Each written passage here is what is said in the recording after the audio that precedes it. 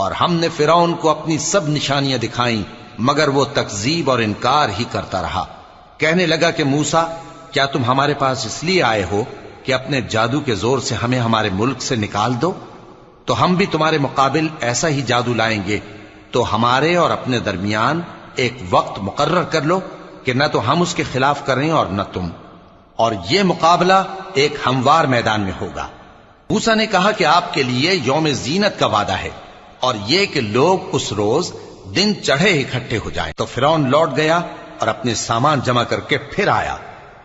موسیٰ نے ان جادوگروں سے کہا کہ یہ تمہاری بربادی ہوگی، اللہ پر جھوٹ نہ باندھو، وہ تمہیں عذاب سے فنا کر دے گا، اور جس نے جھوٹ باندھا وہ نامراد رہا۔ تو وہ باہم اپنے معاملے میں جھگڑنے اور چپ کے سرگوشی کرنے لگے۔ کہنے لگے یہ دونوں جادوگر ہیں، چاہتے ہیں کہ اپنے جادو کے زور سے تم کو تمہارے ملک سے نکال دیں